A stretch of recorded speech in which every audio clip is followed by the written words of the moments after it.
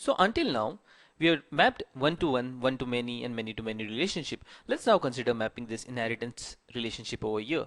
So over here, JPA supports three inheritance mapping strategies. The first one is single table, second is joint, and third is table per concrete class strategy. The strategy we select will depend upon how the tables are modeled in the database. So over here, since we have used joint tables, we'll use joint strategy.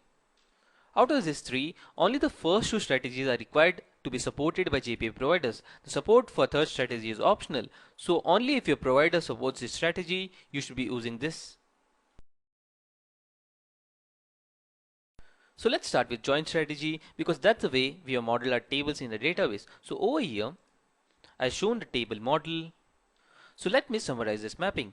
The primary key of the child table also serves as the foreign key. So over here, the vet ID is paired with the foreign key vet ID over here. Also, we have introduced a new column in the parent table which specifies whether the vet is an in-house vet or external vet. The in-house vet has a specific salary, whereas external vet has a visiting country and visiting fees.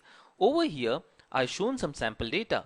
As you can see, columns or records 1, 2 and 4 belongs to in-vets, and that's what is mentioned over here. The primary key in the child table also serves as a foreign key. So over here, the total information for a particular vet is spread across two tables. For example, for this vet over here, some of the information is over here and rest of the information is specified in child table.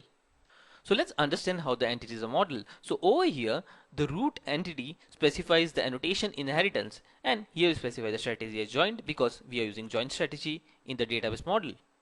The next thing we specify on the root entity is discriminator column. The name specifies the column name which is used to distinguish the table. So over here, vet type is either in-vet or external vet, and the column name is specified over here. Also notice that the root entity has been marked as abstract so that the user is prevented from creating instances of the generic vet class. He can only create instances of the concrete in-house vet and external vet classes. The next thing we do is model the child entities. As you can see, both the child entities extend the vet class. So all the state present over here is inherited by both the classes. Also, we specify discriminator value over here, which is the value for the vet type column. So the discriminator value is nothing but the value for the discriminator column. So let's try to implement this strategy. So over here, right click on the package name, select new, select entity classes from database. We are letting the IDE generate the entities. So over here, let's select vet, let's select in-house vet, and let's select external vet and add. And let's click next. Let's not generate JAXB annotations as well as named queries. Let's click next. Let the collection be list and let's click finish. Now let's understand what the IDE has generated. If you see over here, there are one-to-one relationships on both sides in the child table as well as the parent table. This is because the JPA provider thinks that this is one-to-one relationship mapping. The provider has no way of guessing that it's an inheritance relationship. So let's correct the code so that it maps to something like this. So over here, let's first delete the unwanted relationships as well as the vet type. So over here, select this and let's delete the getters and setters. Let's delete everything off and let's delete the name query.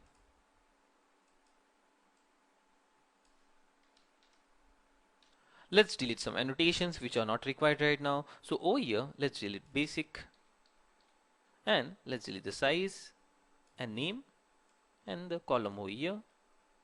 Also, the table annotation is not required because the table name is same over here. So let's delete this off and let's go to child tables. Let's delete the named query. Let's delete the ID because all these three terms are, all these three fields are inherited by the child tables. So let's extend vet, extends vet. The only thing particular to in-house vet is the salary. Everything else is inherited from the parent class. So over here, let's delete this off and let's delete off the column. Let's delete off the association as well as the getters and setters. So let's modify the external vet class. So over here, let's remove the named query and let's remove everything except country and visiting fees. So over here, let's delete this off. Let's delete column annotation. Let's delete join column as well as all the getters and setters, and let's generate new getters and setters. So over here, right click, insert code, getters and setters. Let's select all of them, generate, as well as let's generate getters and setters over here. So over here, right click, insert code, getters and setters, generate the salary, as well as let's add getters and setters for this.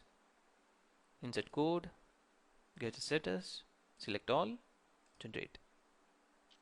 Next, we'll specify inheritance annotation as well as a discriminator column for the root table or the root entity. So over here, let's specify inheritance. Let's select the strategy is equal to joined. Let's specify discriminator column. So over here, discriminator column, and the column name is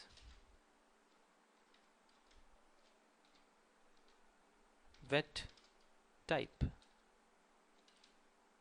Similarly, for the child tables, we specify discriminator value. So over here, let's specify discriminator value, and the value is for in-house vet, it's in vet, and for external vet, let's specify discriminator value.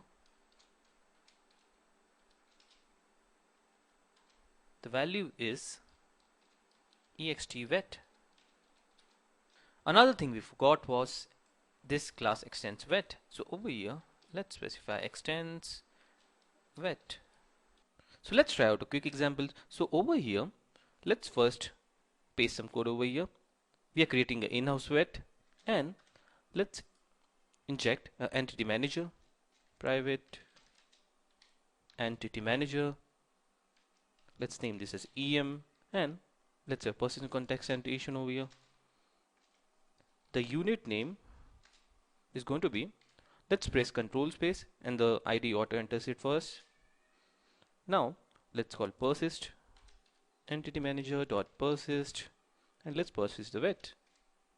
So let's run this example. As you know, because this bean has been marked as startup, an instance of this bean is eagerly created when the application is deployed and the post construct method runs. So let's select run. So the application has been successfully deployed. So let's check the database. So over here, let's select vet first, select rows, and let's select in-house vet. So as you can see, half the information is over here and some information is over here. So the join table strategy has worked properly.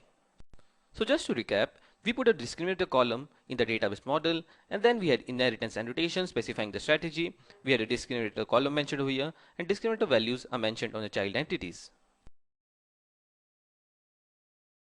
Now let's go on to the next strategy, which is single table strategy. In single table strategy, all the information is maintained in the single table. So if you're storing information for in-house vet, all the columns for external vet are empty, and we are storing information for external vet, all the columns related to in-house vet are empty. So what we have is unnormalized table. So over here in join table strategy, for retrieving a single record, we have to join two tables, whereas for single table strategy there is no joining. So it's more performant than join table strategy. Again, like join table strategy, we have to introduce a discriminator column vet type over here. So the inheritance strategy specified on the root entity is single table, and the discriminator column name is specified using discriminator column annotation, and similarly discriminator value specifies the values for discriminator column. So conclusively, in single table strategy, all the information is stored in the single table. Let's move on to the next strategy, which is table per concrete class strategy. So over here in the database, the modeling is exactly opposite to single table strategy. Whereas in single table strategy, all the information was stored in single table. Over here, there are separate tables maintained for storing the information. So all the common columns are specified in both the tables, and here is some sample data. As you can see, all the common columns are there in both the tables, and the specific columns are there in the related tables. Notice that there is no need for discriminator column because as such the data is stored in different tables, and over here we have to just specify the inheritance strategy. There is no discriminator column or discriminator values on the child entities.